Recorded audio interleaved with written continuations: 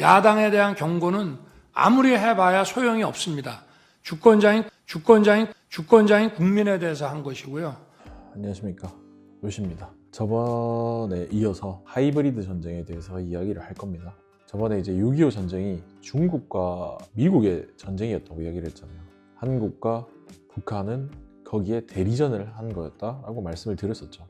이번에 계엄을 한 이유는 현재 하이브리드 전쟁 중이기 때문입니다. 중국과 싸움을 하고 계셨던 거고요. 트럼프 대통령이 됨으로 인해서 이제 미국이 중국과 정말로 싸우는 상황이 생긴 거죠. 윤석열 대통령께서는 현재 하이브리드 전쟁 중이라고 임기 내에도 말씀을 몇 차례 하셨고요. 이제 중국 공산 세력은 초안전을 기반으로 미국 및 자유 세력과 하이브리드 전쟁을 하고 있는데요. 그 중심에는 한국, 대만, 미국, 캐나다, 일본 등이 있고요. 그리고 중국은 제일 가까운 제1도련선 기준으로 한국이 지정학적으로 너무 좋은 위치에 있어요. 여기를 서로 지금 뺏기면 안 되는 상황에 있기 때문에 이 땅을 두고 지금 전쟁을 하고 있는 겁니다. 중국은 현대 초안전을 이용해서 초한전의 현대 24전법을 만들었습니다. 쉽게 말해서 이전엔 전쟁을 하면 막 이렇게 치고받고 싸웠어요. 그런 게 이제 필요가 없어진 거예요. 군사 전쟁이 아니라 다른 수단으로 상대를 흔들어 놓을 수 있는 전략들을 말하는 겁니다. 이게 여기가 24가지인데 사이버전, 이제 인터넷에서 중국인 화교, 조선족들을 이용해서 댓글과 여론 조작을 하는 거, 정보전, 사드 배치를 민주당이 못하게 막았고 박근혜 대통령이 하셨죠. 하고 나니까 반한 감정을 조성해가지고 정보전을 하는 겁니다. 그리고 심리전, 한한령, 이제 한국 연예인들을 중국에서 활동하지 못하게 하고 반일, 반미 감정을 한국에 조장하고 이런 것들을 심리전이라고 하고요. 그리고 밀수전, 중국은 마약 원자재를 북한이나 남미, 캐나다 등에 제공해서 미국으로도 밀수를 하고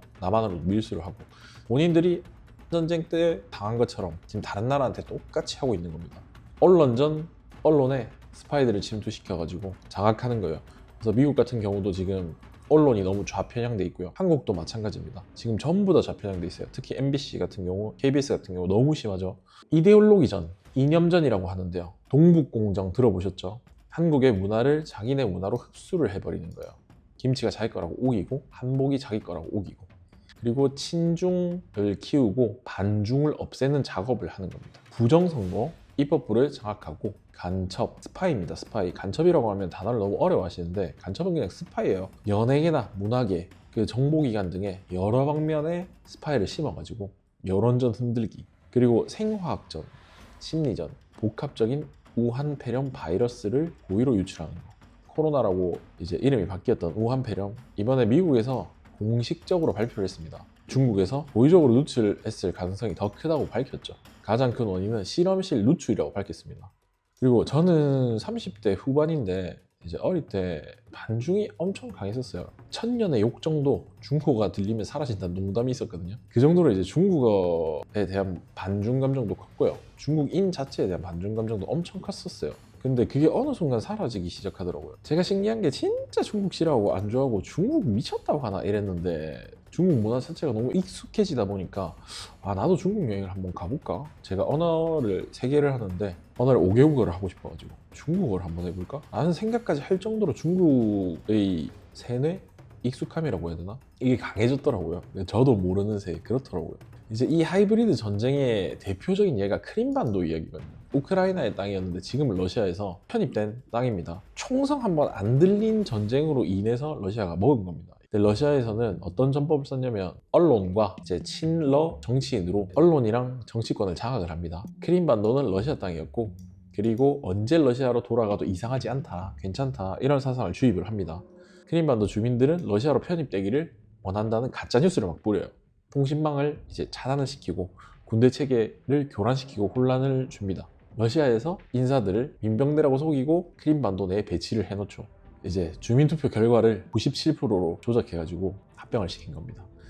뭔가 익숙하죠? 우리나라 상황이랑 비슷한 면이 좀 많이 보이죠? 그리고 이게 총성 없이 영토를 빼앗은 최초의 하이브리드 전쟁이 되겠습니다. 이렇게 이제 군사전을 사용하지 않는 하이브리드 전쟁은 계속 지속되어 왔어요. 사회주의, 공산주의 세력 쪽과 자유주의 세력이 계속 맞부딪히고 있는 거예요. 눈에 보이지 않는 물밑에서 전쟁을 하고 있는 거예요. 이게 진짜 무서운 게 뭐냐면 지금도 한국에서는 다들 너무 평화롭게 살아가잖아요. 진짜 무서운 거는 전쟁을 하는지 모르게 전쟁을 하는 거예요. 그래서 우리도 지금 이미 다 속고 있는 거고, 근데 그걸 계엄령 덕에 우리가 깨닫게 되는 상황이 된 거죠. 민주당이랑 이재명도 사실은 장기 말들이에요. 그냥 쓰고 버려지는 말들이고, 그 뒤에는 다른 세력들과 중국 세력들이 더 있어요. 그리고 일단 이 영상을 보고 오겠습니다. 아까 계엄 선포의 이유를 장관에게 이렇게 물어보셨는데요. 계엄 선포의 이유는 야당에 대한 경고가 아니고요. 주권자인 국민에게 호소해서 엄정한 감시와 비판을 해달라는 것이지, 야당에 대한 경고는 아무리 해봐야 소용이 없습니다. 야당에 대한 경고가 먹힐 거면 이런 비상계엄을 할 필요가 없습니다. 주권자인 국민에 대해서 한 것이고요. 윤석열 대통령이 말씀하시죠. 말씀하신 건 분명히 민주당이 아니고, 민주당은 경고를 해도 듣지 않는다. 주권자인 국민에게 호소를 한다고 말씀을 하셨죠. 우리는 주권을 가지고 있잖아요. 윤석열 대통령님의 말씀을 듣고 깨어나야 되지 않을까요? 제가 만약에 독재를 하려고 이제 계엄을 했잖아요. 전국에 있는 군대를 다 일으키지 않을까요? 언론이랑 입법부, 사법부 다 장악이 있을 것 같은데 바로 모력 써라 이렇게 해가지고. 근데 전혀 그런 거 없었잖아요. 그리고 우리가 조금만 생각을 해보면 이상한 점이 너무 많아요. 중국이 만들어 놓은 프레임, 뭐 헬조선, 내가 살기 너무 힘들다, 여기에 꽂혀서 사실 정치나 나라 일에 관심이 좀 많이 없어진 것 같아요.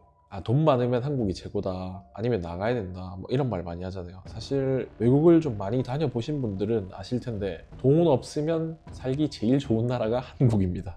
왜냐면 렌트비도 너무 비싸고 뭐든 너무 비싸요. 한국 국적이면 한국이 제일 좋은 것 같습니다. 저도 한국에 살고 싶어요, 사실.